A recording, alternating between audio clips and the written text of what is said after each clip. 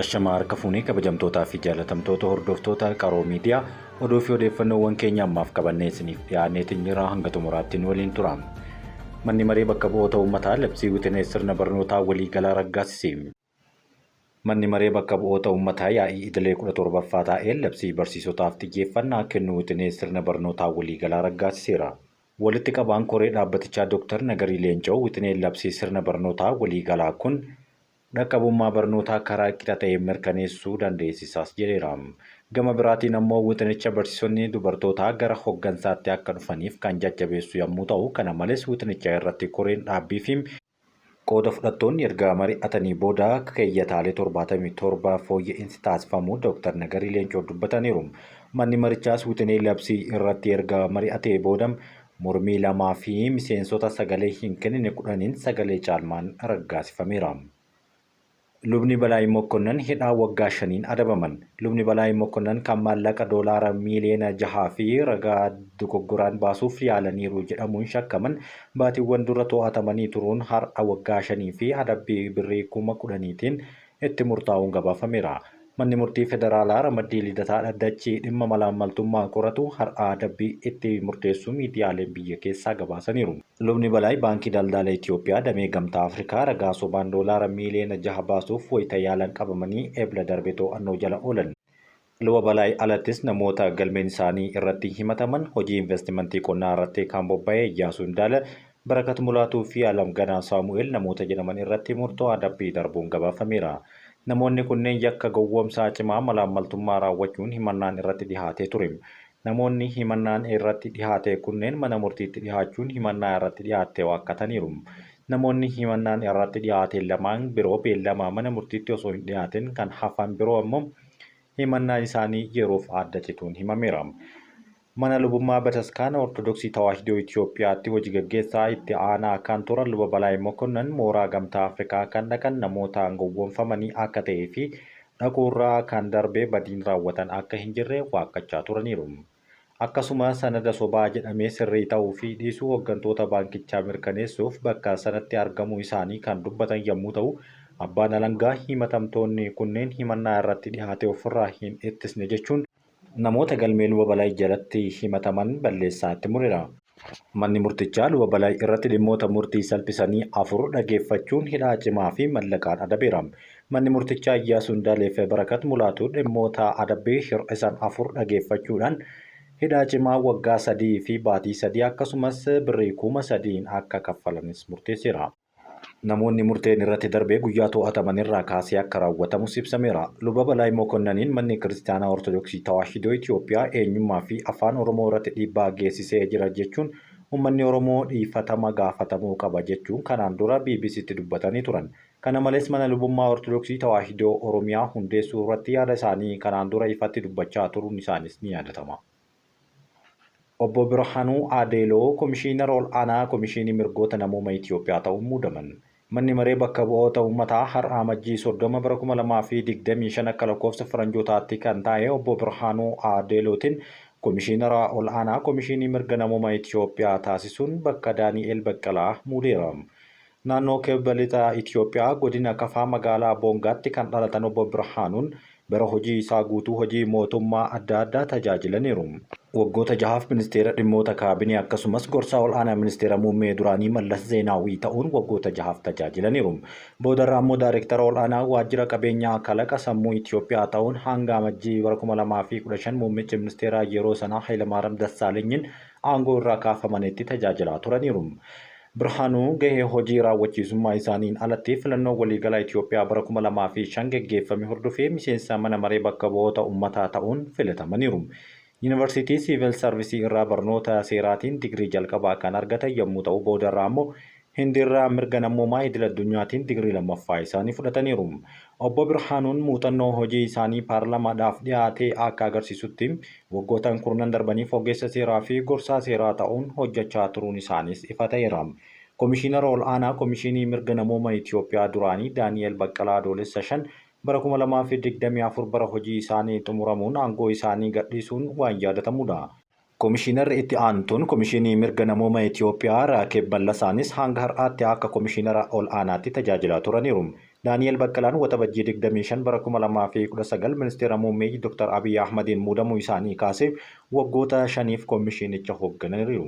Koomishinichi bara hooggansaa isaaniitti gabaasaawwan hedduu kan baase yommuu ta'u, gabaasa qorannoo biyyaalessaa fuula 130 qabu kan sarbama mirga namoomaa sirna naannolee Itoophiyaa garaagaraa keessatti raawwatame bal'inaan ibsu inni ijoo ta'ee eerama. IMF riifoormii gibiraa Itoophiyaa akka deeggaru beeksise. Walakkaa bara 2025 booda qaala'insa jireenyaa dhibbantaa 25 gahuu danda'ame jedhama. Fandiin maallaqaa addunyaa IMF riifoormii gibiraa Itoophiyaa akka deeggaru ibsuun qaala'insa jireenyaa dhibbantaa 25tti ol guddachuu akka danda'us himeera. Haaromsi gibiraa galii guddisuuf kaayyeffate kun rakkoo gibiraa dhaabbilee cufuuf oola jechuunis kan dubbate yommuu ta'u, riifoormiin gibiraa kun galii guddisuu keessatti bu'aa akka qabu IMF kana deeggareera. Gabaasa IMF amajjii 25 bara 2025 baaseen mootummaan Itoophiyaa qajeelfama meeshaalee deeggarsa gibiraa meeshaalee alaa galaniif taasisu akka dhaabu ibsee ture. Jijjiirama kana hojiirra oolchuuf sirna gibiraa jiru gulaalaa jiraachuu fooyyesseera. Kana malees mootummaan deeggarsa gibiraa galii dhuunfaatiif taasisu xiqqeessuun kisaaraa isaa kan hir'isu ta'a jechuunis karoorfachuu himeera. Mootummaan Itoophiyaa waliigaltee dhaabbata Biritaan Wuudis waliin taasiseen wal qabatee jijjiirama diinagdee guddaa taasisee jira. Akkaataa waliigaltee kanaatiin Itoophiyaa liqii mallaqaa kanaa kan argattu ta'a. Boordiin hojii gaggeessaa IMF liqii waggaa 4 akka argattu waxabajjii bara 2024 keessa ajandaa riifoormii diinagdee magariisaa deeggaruuf raggaasisee ture. Mootummaan Itoophiyaa sharafa alaa gabaa bilisaa akka taa'us murtee dabarsuun isaa ni yaadatama. IMF gamaagama isaa lammaffaa gurraandhala 17 bara 2025 taasiseen Itoophiyaa doolaara biiliyoona 3.4 liqeessuuf murteessuu beeksisuun doolaara miiliyoona 248 eeyyama kenneera. Raggaasifamuun kun baasii waliigalaa sagantichaa jalatti baafame doolaara biiliyoona 1.61tti ol guddateera. Ministeerri maallaqaa Ahmad Shidee labsii baajataa bara baajataa kanatti ji'a waxabajjii 2024 paarlamaaf yeroo dhiyeessan mootummaan gosoota gibiraa haaraa eegaluuf bu'uura gibiraa babal'isuuf qophaa'aa akka jiru beeksisee ture. Tarkaanfiiwwan kunneenis gibira gatii dabalataa vaatii fi gibira eksaayizii amma jiru irratti fooyya'insa gochuu akkasumas gibira haaraa akka gibira qabeenyaa fi gibira naannoo hojiirra oolchuu kan dabalatudha. Pireezidaantii Taayyee Asqasillaasee haasaa eebba yaa'ii waloo kanarratti taasisaniin kaayyoon ijoon mootummaan bara baajataa kanatti qabu galii mootummaa gara birrii tiriliyoona 1.5tti ol guddisuudha jedhame. Haa ta'u malee haaromsi gibiraa kun seera baastota dabalatee mormii guddaa uumeera.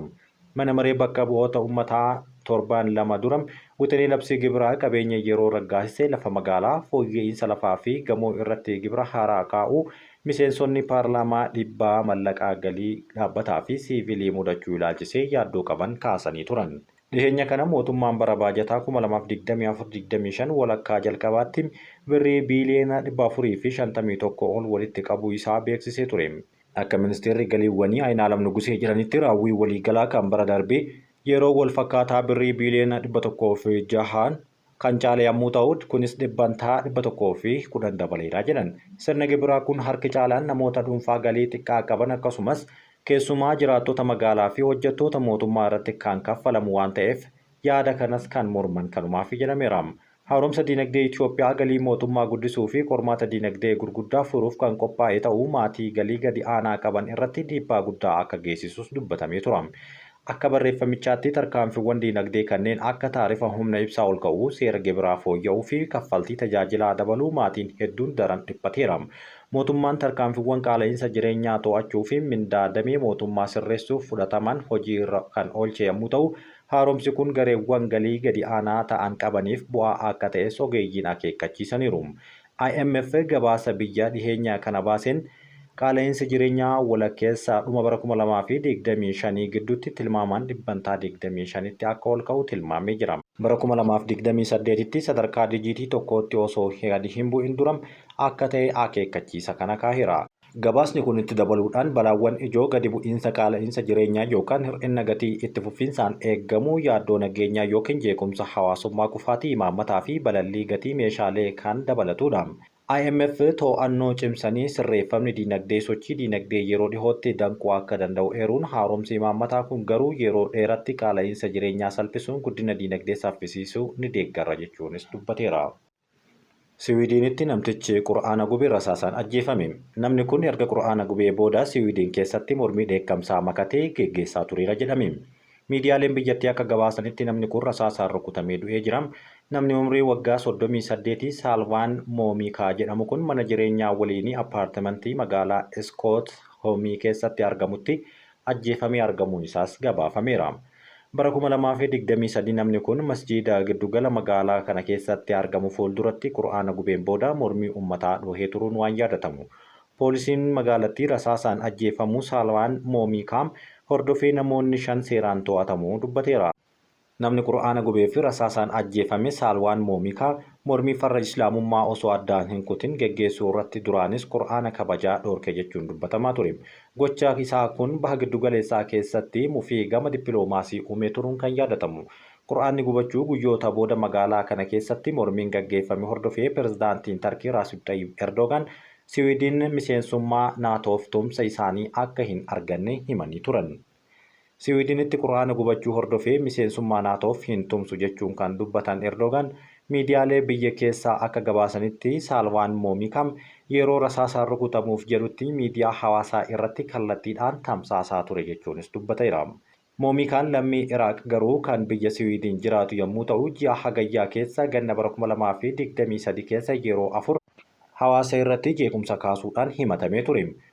Nama kana murtiin kamisaa har'aa irratti kennamuuf kan ture yommuu ta'u garuu erga himatamtoota keessaa tokko du'uun isaa mirkanaa'ee booda yeroo biraatti darbeera jedhan manni murtii biyya isaanii. Saalvaan Moomikaa walitti fufiinsaan mormiiwwan farra Islaamummaa kan gaggeessan yommuu ta'u biyyoota Musliimoonni baay'inaan keessa jiraatan hedduu keessatti garuu dheekkumsa hedduu kaaseera.